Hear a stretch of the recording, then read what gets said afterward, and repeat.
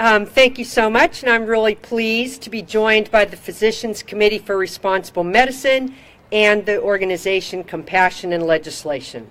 And we are here today to talk about my bill, SB 1138, which recognizes that if you are in an institutional setting, you don't have the option to always choose your own meal, prepare your own meal, bring your own meal. If I'm at school or at work or in other setting and I have either a food preference, dietary preference, or religious preference for my meals, I have the ability to bring that meal with me.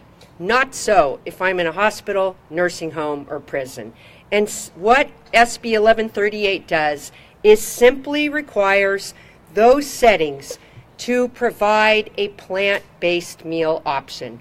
Now we know that in many of those settings they do offer some different options for for folks, maybe vegetarian at times, maybe others, but sometimes that desire to really have a fully and an only plant-based meal is difficult to get.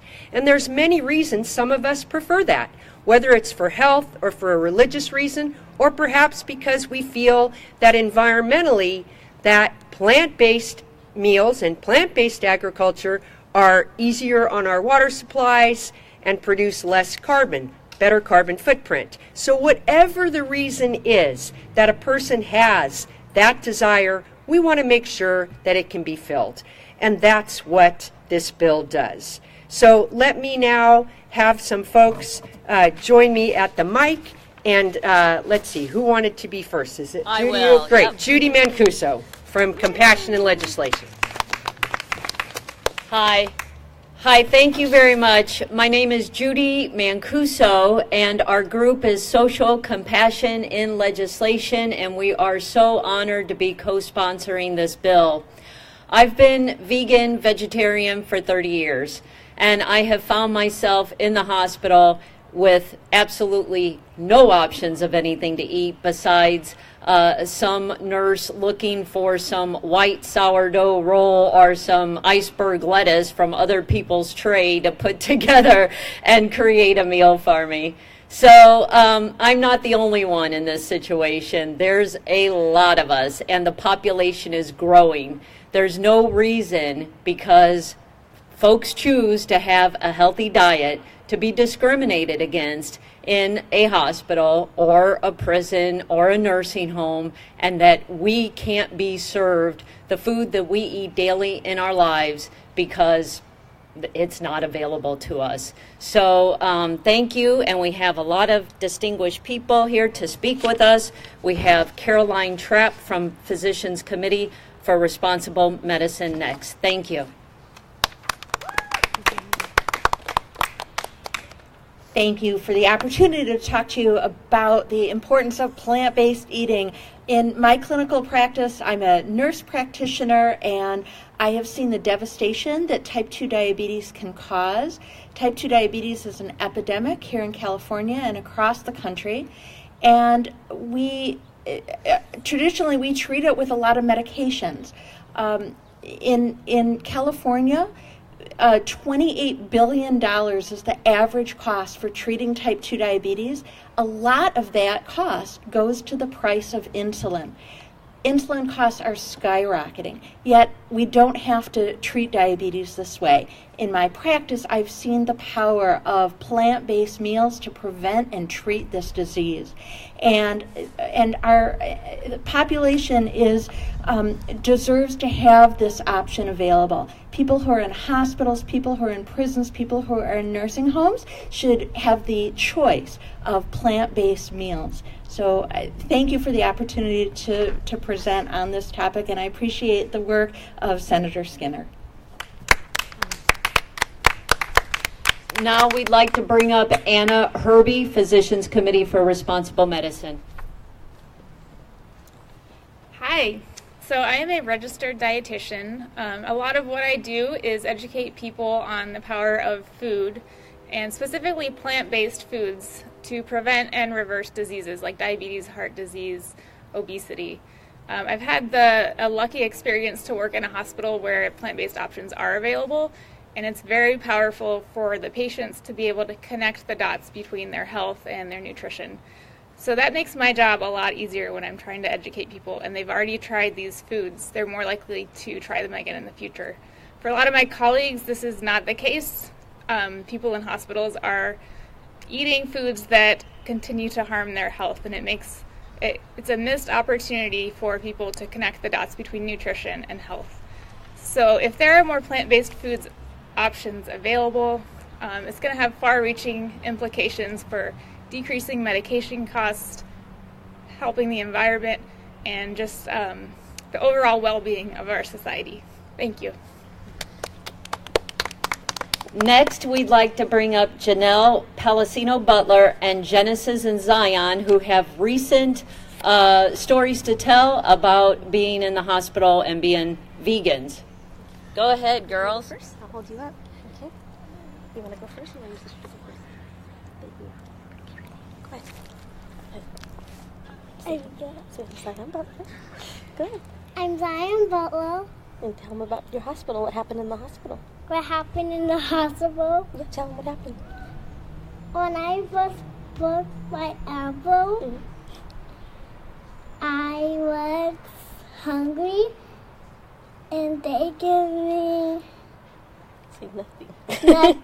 nothing to eat, and I was hungry.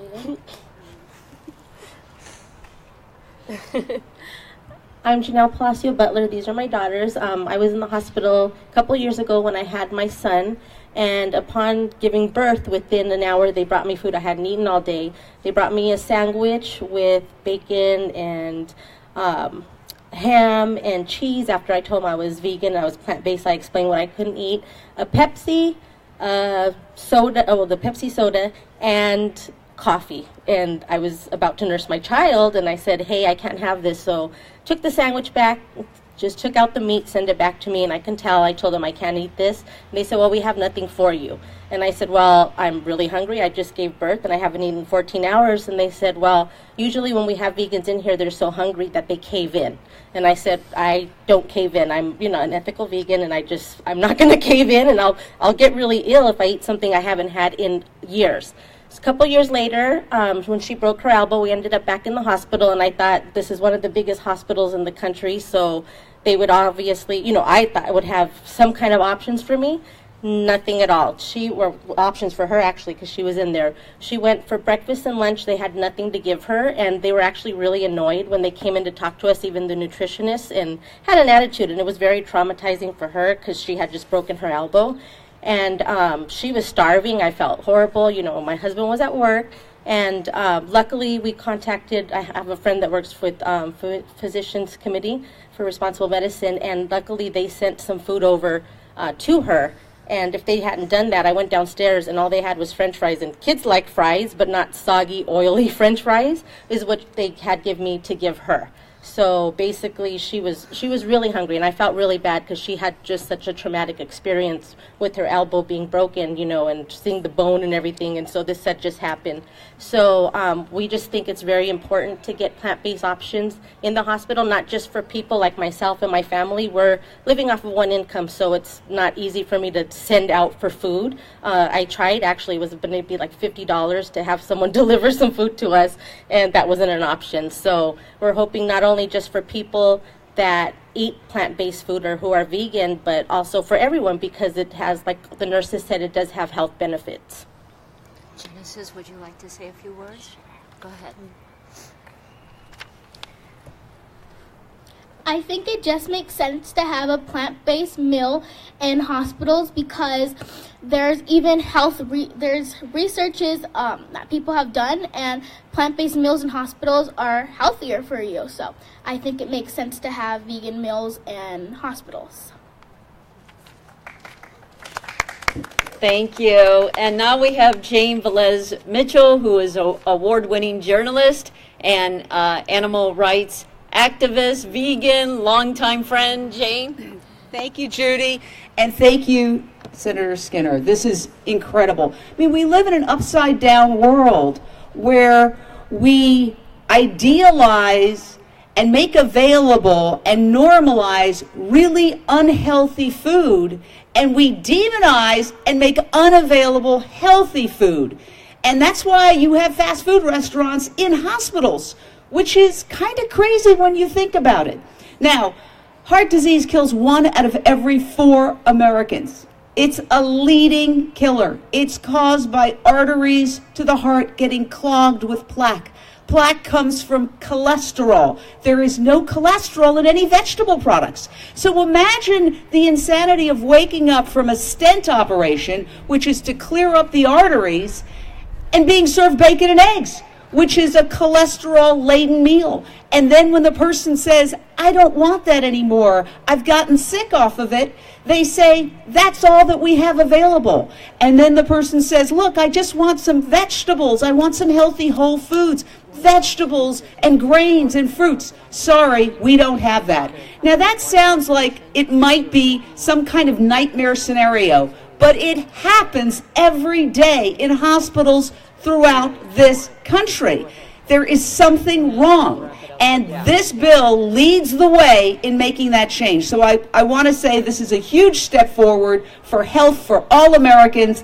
Let's have healthy options in the hospital. How common sense is that? Thank you. Okay.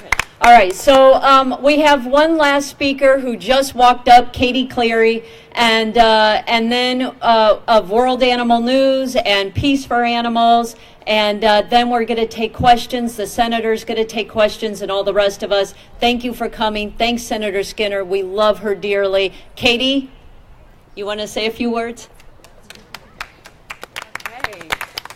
Thank you so much for being here today. It's very important that this bill is presented by Social Compassion Legislation, and you guys put it so clearly that this is really the only way that we can really save lives of not just humans but animals. Presenting the plant-based meals in prisons as well is critical. I think that not only having healthy options for people that are in prison, but in schools, I think that we can really take the heart disease and the cholesterol and all the horrible things that are in the byproducts of meat and be able to lead healthier lifestyles for these people in schools and prisons and hospitals. So I think that this bill is critical. I think that it's needed. I think that we should expand this to every other state, not just California. And I think this is just the beginning of much to come with leading in this plant-based movement. So thank you so much for being here. Thank you very much for joining us. Again, I'm Nancy Skinner, Senator from the East Bay, and I am carrying the bill SB 1138. And as you've heard from the speakers, that it's really simply just ensuring that people, for whatever their reason, whether it's a dietary preference, whether it's a health issue, whether it's a religious preference, whatever their reason, if they're in a setting where they cannot buy or prepare or bring their own meal, they have available to them a plant-based option. So that's simply what it does, and I'm happy to answer any questions. Yes?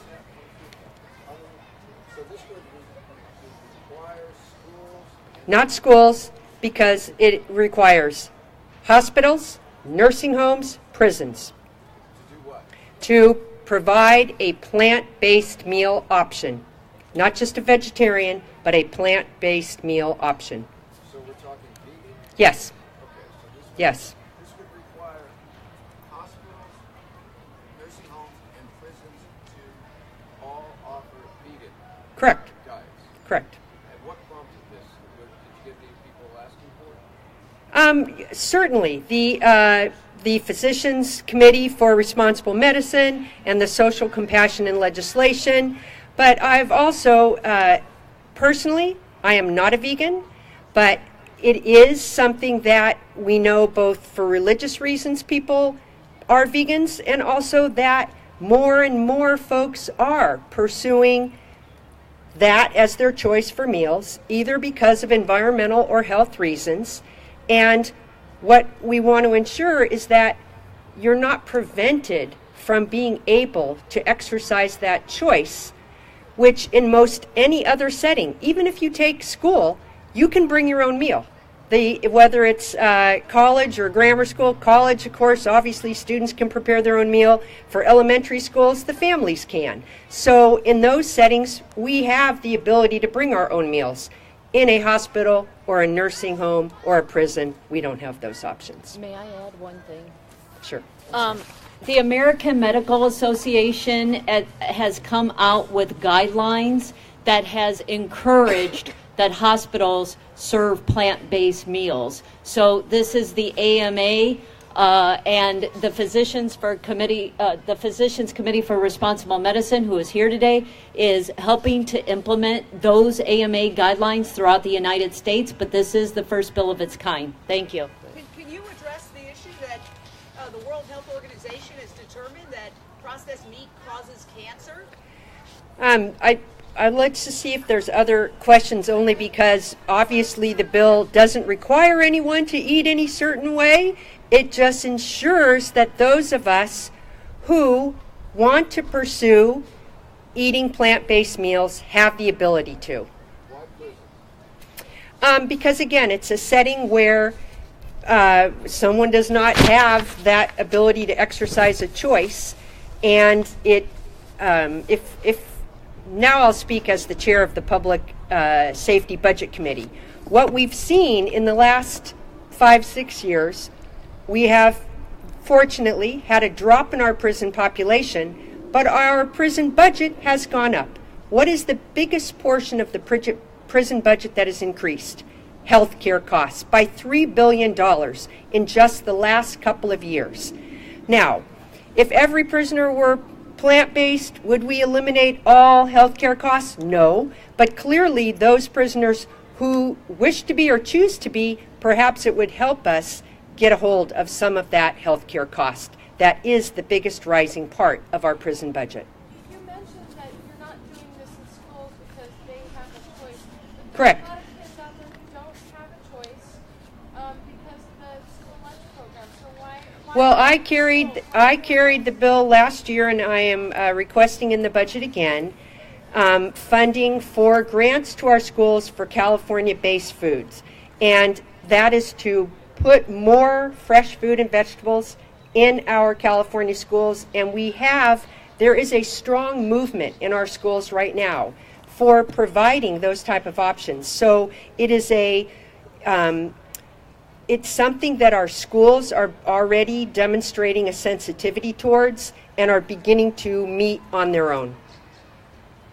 Has there been any complaints this year? So far, we don't have opposition. Has there been any complaints from the prisoners about their diets and about the options? Yes, there has. Yes, it is something you hear quite a lot from folks who are incarcerated. Yes. We had some testify. Yeah. Actually, at the last hearing for this bill, there was 3 gentlemen who had been incarcerated, and they were in attendance for other bills that day. And when they heard about this bill, they were so excited, and they said, "Oh my goodness, I've actually been in prison. I had nothing to eat. I'm vegan. When is this bill coming up so we can speak to it?" So, and I want to add one more thing. In Arizona, they are now serving plant-based meals as their meals for the prisoners, and they have seen hundreds of thousands of dollars in reduction. And I am going to be getting that data, and possibly even the gentleman that runs the prison to come and testify here. So this is tried and true. It's been in pilot programs, and we would love to see this as in schools, this bill one day. But today this is about hospitals and prisons and nursing homes, and such a huge step forward. Why do you have to legislate this? Why not just... I have to run and present in committee. I will allow the sponsors and other supporters of SB 1138 to stay and answer any questions, but my apologies that I need to go in and present for committee. Thank you so much. Thank you. We so appreciate it. And it's easy why we need to legislate is because you can get some voluntary compliance, but not mandatory. Thank you. All right, that wraps it up. Thanks, everybody. Congratulations. Thanks for doing that. Thank you. And thanks for your organization. If it wasn't Lisa Carlin's the one that made sure we got some food. I posted on Facebook. I was ranting. I'm like, my daughter's starving because she was so hungry, you know? And Lisa was so mad, and they were kind of just brushing us off. And Lisa called and she raised you know what. And we had the nutritionist there, and the head of nutrition, and the head of the hospital. Like every head of everything was there. And because she let them know, hey, look, and she also said, you know, this is a family that's well known in the animal rights movement. Causes cancer, but since then, IR came out with their monograph, 511-page monograph, going into detail about how red meat causes cancer. So that is a known fact now. And this bill is a huge step forward for schools, prisons and hospitals, hopefully schools one day. Thank you. Yes, and you guys are here with Katie Clary and World Animal News, mm-hmm. and so you're covering it. And let me ask you, we see now more what I would call animal rights-centric news media. Mm-hmm. There's Jane Unchained, which is us. There's you, World Animal News. There's Plant-Based News. There's TheirTurn.net from Donnie Moss. There's One Green Planet. There's The Dodo. There's Veg News. So what do you see happening as a journalist covering this?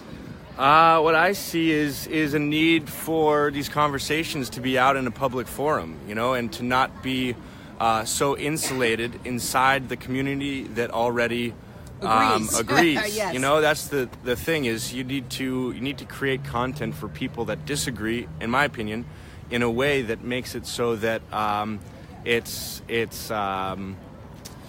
digestible, yes, for lack of a better term, yes. You know. So that for me is what's important is, you know, actually listen to the opposition and appreciate that input and see them sharing their opinions as an opportunity to address things in a way that might make them understand better what you're trying to share. Yeah, and Katie Clary, you've just come back from, yes. I'll ask you to stand here because you're backlit with the Capitol building in the sun, but you've just come back from where? From Africa. We were in Kenya and South Africa shooting a second documentary, We Are One, and amazing. We've got an amazing team, Ayal and Hunter. Hunter actually shot Racing Extinction, and he's working with Luis Ahoyas on Game Changers, which is an incredible film, and he also did DiCaprio's Before the Floods. So it's great to have this amazing team on board.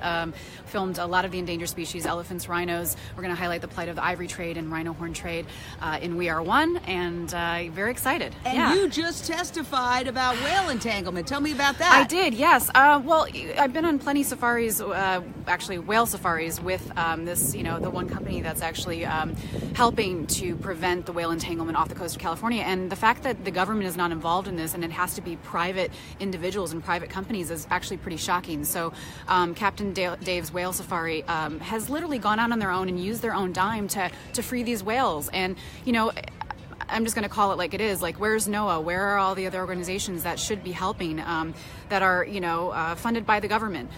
I don't know. I mean, it shouldn't be private individuals. They should get help. I mean, and it just doesn't make sense that, you know, and there's actually people just that love animals that are going out and trying to free these whales. From the entanglement from fishing? From fishing, yeah. So from longline fishing, from gill nets, which actually we're trying to ban. There's another bill that we're supporting here at the Capitol. So, you know, it's just, it's pretty shocking that us as individuals have to take it into our own hands, and the government is not putting any funding really towards this. And we have to ban longline fishing. We have to ban gill nets. And it's not just in California. It's across. I mean, we were just in South Africa. They have a big problem with it in South Africa. And, oh my God! And whales, we have to get Sea Shepherd involved with that. Sea Shepherd's great, and also, you know, up to 100 million sharks get killed every year for shark fin soup. And not only that, for rest of their body parts as well. And the mercury content in these large apex predators is so high that it's a silent killer. So just like, you know, the Cove in Japan, Taiji, Japan, they kill half the dolphins, which is the highest mercury content next to the whales, and then they sell the rest of them to dolphinariums and SeaWorld. Yeah, nobody's eating dolphin that in any large numbers. Japan, you know, and they mislabel the dolphin. So, you know, that's the thing is, we need more funding. We need more support from the government. And if they don't give us the support, we'll raise it on our own. But the fact that we actually have to fight for this, that's the shocking thing. we have to fight for what's right. It's shocking that you have to fight for plant-based options Yeah. in hospitals and prisons. I know, and I wanted to correct that. It wasn't schools, but we hope it will be schools. Yes. It's hospitals and prisons. Yes, So, hospitals and prisons. yes. All right, Katie Clary, World Animal News, doing a great job with her team. Yes. And what's your name? Eyal. Eyal and Hunter. Hunter. Thank you, Hunter. And I'll just turn it on myself for 1 second. Hopefully I can see myself. We are here at the state capitol, and Social Compassionate Legislation is doing just incredible work with Physicians Committee for Responsible Medicine. You just saw a news conference. There were local news crews here getting coverage. So this is becoming more mainstream. What we see with all of these animal rights news organizations like World Animal News, like Jane Unchained, like theirturn.net, like Plant-Based News, One Green Planet, the Dodo, we are starting to break through and get this information out to the mainstream. It won't be on general television generally, because look at the advertisers, meat, dairy, and pharmaceutical. But we are getting it through in other ways. In fact, I see One Green Planet's content now popping up on Yahoo News all the time, and I always comment. And they're talking about factory farming. They're talking about cruelty to animals in animal agriculture, unheard of a couple of years ago. So we're hitting the tipping point. We're here in Sacramento, working for positive change. Thanks for joining us for this news conference.